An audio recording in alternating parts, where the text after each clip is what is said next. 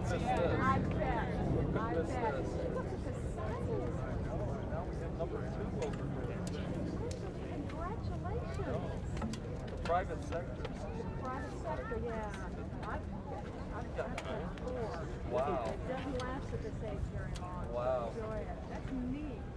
Yeah, we'll probably keep going. Send him out, Debbie. Send him out.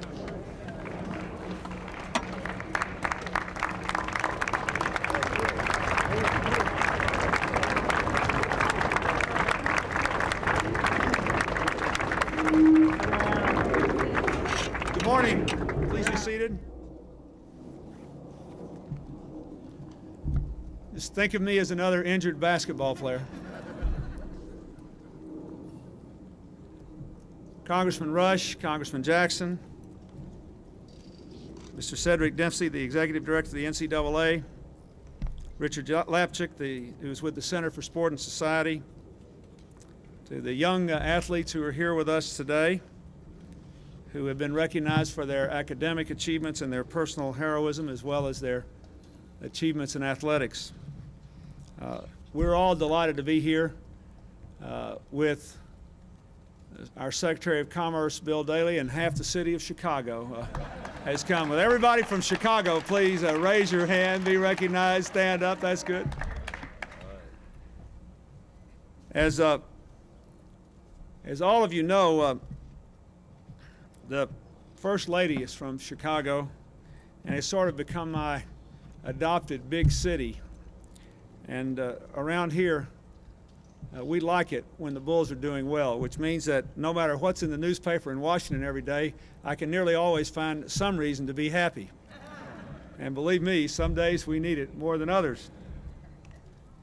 On behalf of all of us here and people around the nation, I want to congratulate Jerry Reisdorf, Phil Jackson, and the entire team on winning the 1996 championship and on winning 4 of the last 6 championships.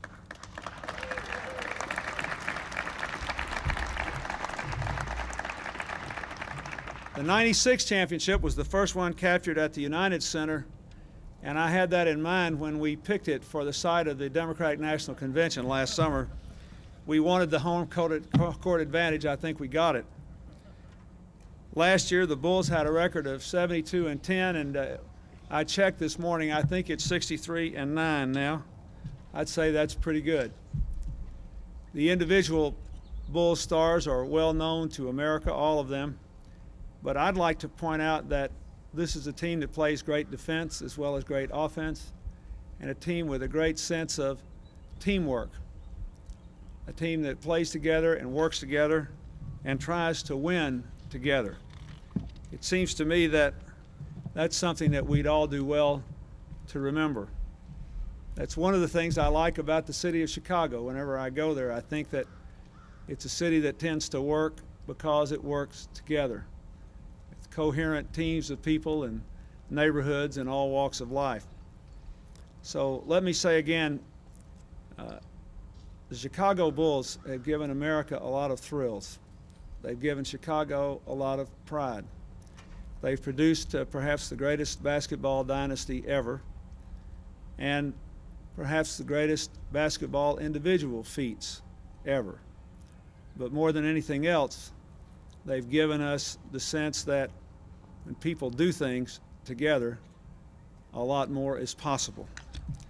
Now, I'd like to introduce now Jerry Reinsdorf so we can go on with the rest of the program. And meanwhile, I want you to know that in 6 months, I'll be as good as new and available for the next draft. Thank you.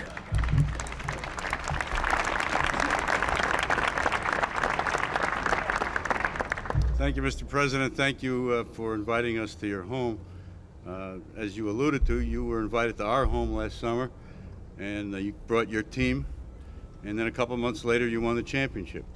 And so we hope that we can follow up our visit to your home with another championship. In fact, we kind of like to retire the trophy and have everybody else start playing for something else.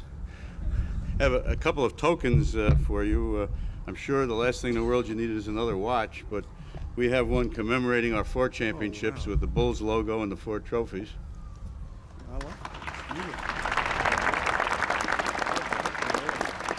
And we hope that you will wear this Chicago Bulls jersey when it gets a little cooler here in Washington.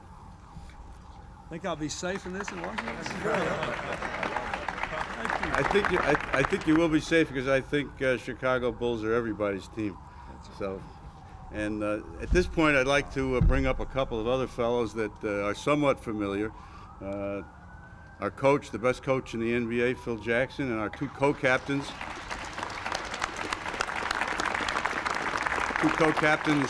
Scottie Pippen and Michael something or other. Look at those shoes, man.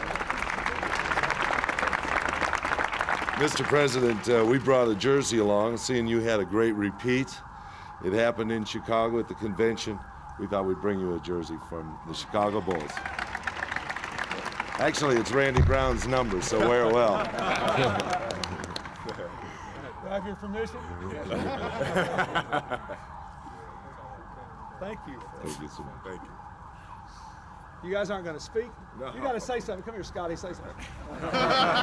Everybody from Arkansas talks. You have to- Well, it's a great honor for me to, I guess, be on this grounds and have this opportunity to speak. I always tease my teammates that, me and the president are homeboys, and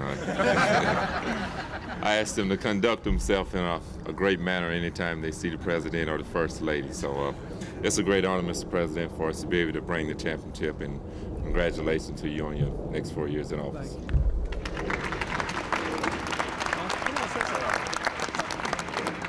Well, it's great for me to be here. I think I'm very nervous. I've never really had the opportunity to stand to such a prestigious man, and he means a lot to the country. And when Scotty starts to talk about his relationship with his homeboy, I live in Chicago now, and Mrs. Clinton is from Chicago, so I think I have more insight to a lot of the decision making than Scotty. So I'm happy to say that. Thank you very much.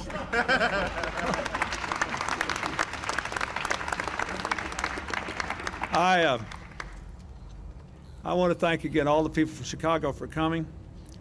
I want to say how proud, I can't help but say that all the people that I know, and I know half the town from the little community in southeast Arkansas where Scottie Pippen grew up, are still wildly proud of him. So it's okay for somebody outside Chicago to like that. And I want to say to Michael Jordan, I like your two-tone shoes. When I was growing up, all well-bred young Southern boys learned to wear two-tone shoes in the springtime. And I'm glad you kept up the tradition.